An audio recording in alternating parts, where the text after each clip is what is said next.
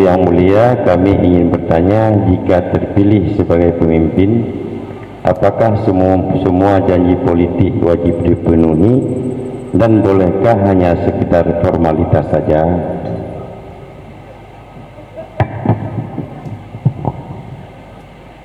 Terima kasih. Kata pilih pemimpin, yo golom terpilih na janji yang tertulis, na janji dalam kampanye. Kamu partai PAS, na janji yang tertulis, belum pegahnya pikir drone kamu bangai. Dan yang golom tanda tangani karena harus mendapat calon dan pimpinan partai baik dari PAS ataupun partai koalisi yang lain. Untuk dilaksanakan yang tergantung situasi dan kondisi. Karena kadang-kadang permintaan katanya menyogaknya terpilih sesuatu hal yang belum bisa dilaksanakan, kan lagi membalik tapak tangan, menciptakan satu perubahan apalagi dalam pengurusan kepimpinan negara kan mudah. Jadi kita nyonya alergi laju. Cuma tapi ingat, karena kena leh hadis leh puan al-wa'du dainon tabuh. Nalam al-wa'du la yajibul wafa. Napa ya surah? Al-wa'du dainon nyan untuk orang akhirat kan hinai dunia. Di akhirat apabila kita nata menjanji ketuntut orang akhirat selama hana gepumaah li urang yang pegat janji yang surah dainon. Al-wa'du la yajibul wafa di dunia tidak bertentangan.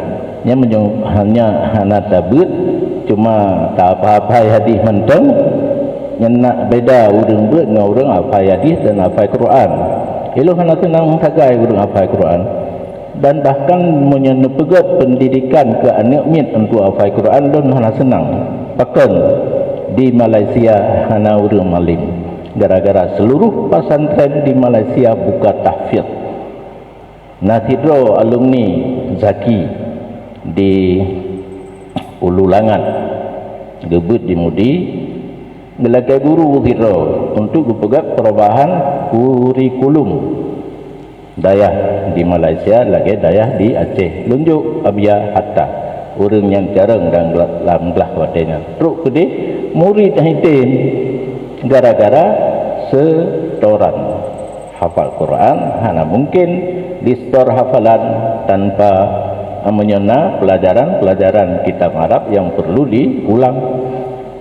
Han berhasil sampai eno hak golong berhasil kedali hana ulama ide na masalah limang ton KIPM ni IPM saja hana keputusan hukum bahwa dia bergerak rapat seluruh ulama di Malaysia di Terengganu. Nah salah satu alumni dayo di Taman Pelangi Penang ikut serta roh kerja ngelu panjang ulama di Malaya hanya wajib gamis olehnya kepiah tang mubungong yang pangtang tahat amno ngehino Golkar kan pilih olehnya mungkin nah HP lah pakai iem kapal lolong ya kena mata lat HP no ditanya nak undangan kebetulan nak geme lemah olehnya ipegah lamnya rapat ulama sanggup itu nya baik tanya juga sakit lo nyolong kalau nanti insyaallah kan ja leh terjadi pembahasan harapan ulama kena bahas-bahasnya je terakhir dibuka tu masalah limang tonnya ka terpendam nama padumbuh masalah hana terjawab belum Nyana tinggal untuk boh sagai. Boh punya hanjit paju karena hanjit dapat paju mai. Itanya terakhir bak tengkunya bunuh. Dijauh dengan keterangan yang bisa diterima. Baru ijak betul. Pak nebugut di Aceh, hai pati. Nyandu tusom Aceh, bahanan tu pubuh. Hana ilmu duk nan di Aceh.